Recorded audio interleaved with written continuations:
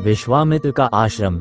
चलते चलते way one के अंधकार से निकलकर ऐसे स्थान पर पहुंचे जो भगवान भास्कर के दिव्य प्रकाश से आलोकित हो रहा था, और सामने नाना प्रकार के सुंदर वृक्ष, मनोरम उपत्यका एवं मनोमुग्धकारी दृश्य दिखाई दे रहे थे।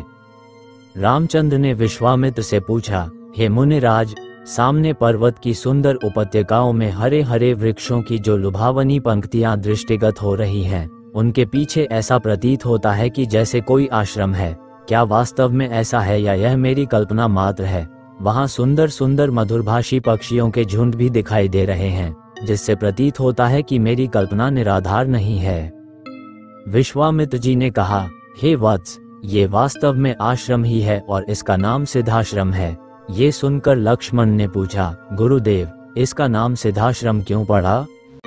विश्वामित्र जी ने कहा, इस संबंध में भी एक कथा प्रचलित है।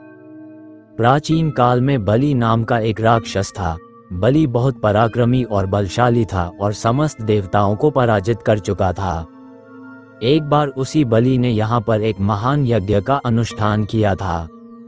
इस यज्ञानुष्ठान से उसकी शक्ति में और भी वृद्धि हो जाने वाली थी।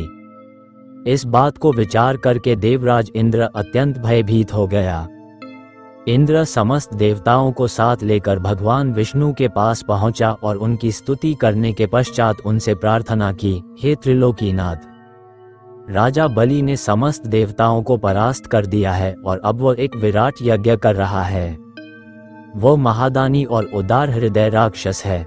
उसके द्वार से कोई भी याचक खाली हाथ नहीं लौटता। उसकी तपस्या, तेजस्विता और यज्ञादि शुभ कर्मों से देवलोक सहित संपूर्ण ब्रह्मांड कांप उठा है। यदि उसका ये यज्ञ पूर्ण हो जाएगा तो वह इंद्रासन को प्राप्त कर लेगा। इंद्रासन पर किसी राक्षस का अधिकार होना सुरों की परंपरा के विरुद्ध है। अतएव हे लक्ष्मीपति, आपसे प्रार्थना है कि आप कुछ ऐसा उपाय करें कि उसका यज्ञ पूर्ण न हो पाए। उनकी इस प्रार्थना पर भगवान विष्णु ने कहा, आप सभी देवता निर्भय और निश्चिंत होकर अपने अपने धाम में वापस चले जाएं। आप लोगों का मनोरथ पूर्ण करने के लिए मैं शीघ्र ही उपाय करूंगा।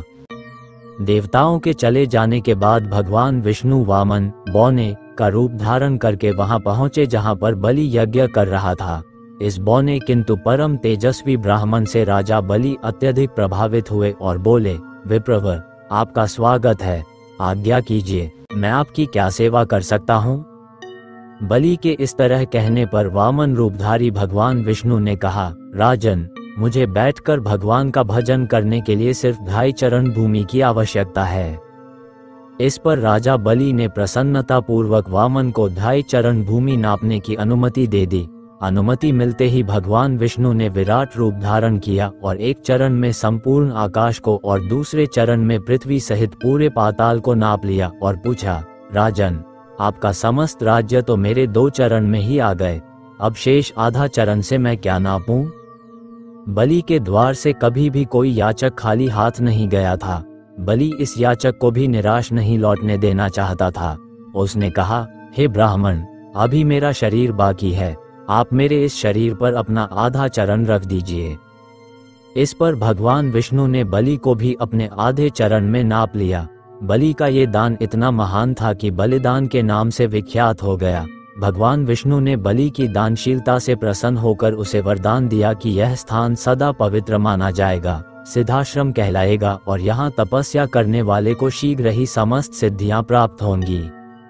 उसी समय से यह स्थान सिद्धाश्रम के नाम से विख्यात है और बहुत से ऋषि मुनि यहाँ तपस्या करके मुक्ति लाभ करते हैं। मेरे स्वयं का आश्रम भी इसी स्थान पर है।